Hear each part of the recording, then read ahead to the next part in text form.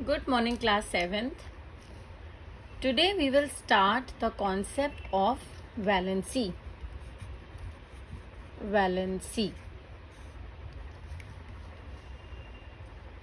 Before starting with valency, I would like to introduce with the elements which are present in periodic table and with the serial number. 1. Hydrogen. I'm just writing the symbols. Helium, lithium, beryllium, boron, carbon, nitrogen, oxygen, fluorine, neon. First 10 elements. Okay. So the number which I have written here, they are the number of electrons present in the elements. As you know this thing, that your element, or you can say atom, the simplest form of the element is the atom. This atom is having 3 subatomic particles which are electrons, protons and neutrons. This is electron, this is proton and this is neutron. So number of electrons will decide the valency.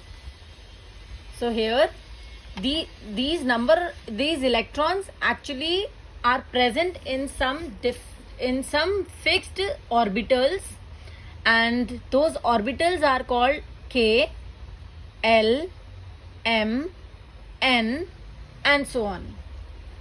So in K, the maximum number of electrons which can stay in K is 2.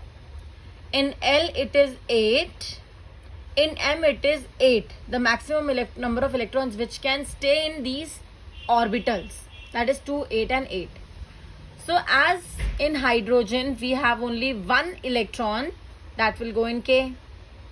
In helium we have 2 electrons, that will go in K.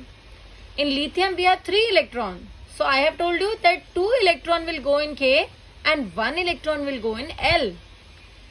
After that, in beryllium it is 2 and 2.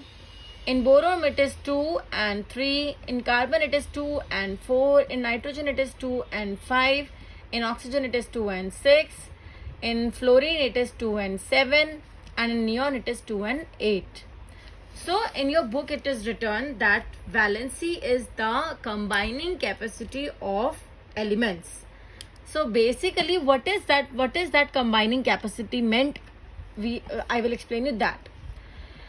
Every element want to become noble. This is the noble configuration, in which you can see that helium, in K shell only 2 electrons can accommodate, and in helium has only 2 electrons. So it means that helium has fully filled configuration. Similarly, in the case of neon, it is also have fully filled configuration, because 2 electrons can stay in K and 8 electrons can stay in 8 electron can stay in L shell. So all these elements also wants to become like helium and neon, and to become like them, they will either lose the electron or they will gain the electron. So lithium has 1 electron in L shell. It needs 7 more electrons so that it can become like neon, and it needs to lose 1 electron so that it can become like helium. So losing 1 electron is more easier than gaining 7 electrons. So that is why lithium will lose this 1 electron, and in that case the valency of lithium will become 1. For hydrogen also it is 1. But helium need not to lose any electron. So because helium is already 2, which every elements want to become like that. So the valency of helium will be 0. After that, if you will come for beryllium, so beryllium will also lose 2 electron instead of gaining 6 electron. So beryllium's valency is also 2. For boron, it is, yes, you're right, it is 3. For carbon it is 4, because carbon will share its 4 electron. It can lose 4 electron, it can gain 4 electron, so it will share 4 electrons. After that you have nitrogen. The valency of nitrogen is 5. No, it is not 5. Why? Because nitrogen will not lose its 5 electrons. It will gain 3 electrons from anywhere and will become 8. So the valency for nitrogen is 3, not 5. Similarly, for oxygen, the valency of oxygen is not 6. It is 2. And for fluorine, it is 1.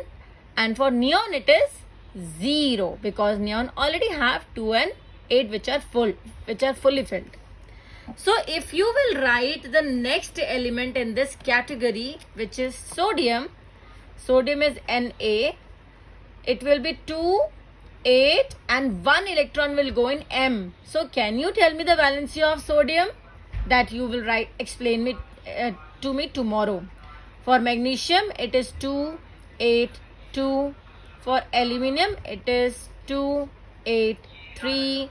After that, it will be 14, which is silicon, Si, that is 2, 8, 4.